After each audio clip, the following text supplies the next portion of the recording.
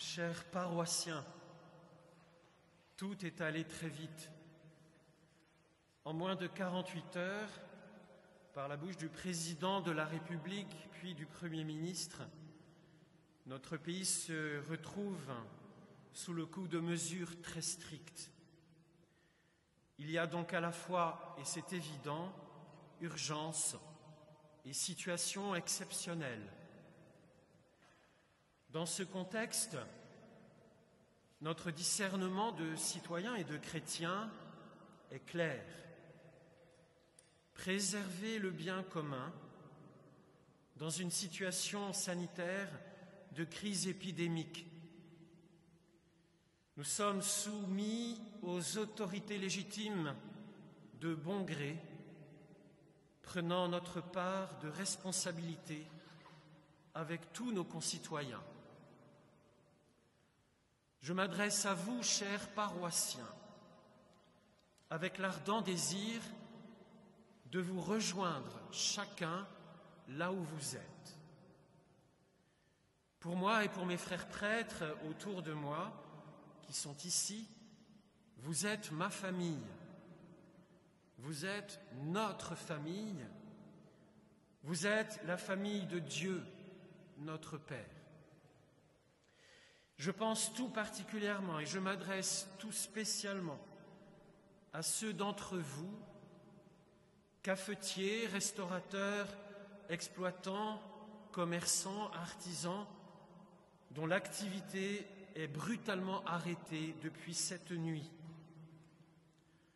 Je ressens en moi-même l'inquiétude qui vous saisit. Je pense aussi particulièrement aux enfants, aux parents, bousculés dans leur rythme de vie, aux personnes en isolement sanitaire, aux personnes seules et aussi à tous les professionnels du soin et de la santé. Aujourd'hui, la maison de famille est vide, alors même qu'aujourd'hui est notre grande fête de famille hebdomadaire. Cette situation est dure.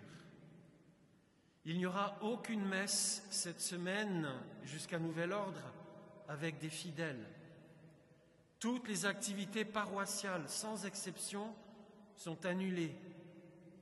Seules les obsèques pourront être célébrées jusqu'à une participation de 100 personnes. Cette situation est dure, elle est inhabituelle, mais fondamentalement, comme le dit l'Écriture au livre de Néhémie, ce jour est consacré au Seigneur. Ne vous affligez pas. La joie du Seigneur est votre rempart. Oui, je vous le demande, sanctifiez ce jour, là où vous êtes, par des hymnes, des chants, des cantiques, des psaumes, des prières inspirées par l'Esprit Saint. Glorifiez le Seigneur en écoutant sa parole, accueillie avec foi et avec amour. Prenez des nouvelles des personnes isolées. Partagez autant qu'il est possible, avec la prudence nécessaire, la chaleur fraternelle que le Seigneur met dans vos cœurs. Aujourd'hui, goûtez comme il est bon de dédier au Seigneur ce jour saint, en évitant toute dispersion et toute suractivité. Offrez vos vies, offrez vos soucis, offrez à Dieu les souffrances des malades, les décisions graves de nos responsables politiques, offrez les angoisses de vos familles, de nos contemporains. Par votre baptême, vous êtes les prêtres du Très-Haut, pour offrir le sacrifice spirituel de toute votre vie et de la vie du monde. Avec les mots de saint Paul dans la première épître aux Corinthiens, je vous dis ceci. À vous la grâce et la paix, de la part de Dieu notre Père et du Seigneur Jésus-Christ. Rendons grâce à Dieu pour la grâce qu'il vous a donnée dans le Christ Jésus. En lui, vous avez reçu toutes les richesses, toutes celles de la parole et de la connaissance de Dieu.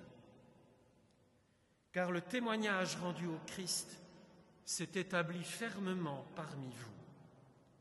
Ainsi, aucun don de la grâce ne vous manque. Dieu est fidèle, lui qui vous a appelé à vivre en communion avec son Fils, Jésus-Christ, notre Seigneur.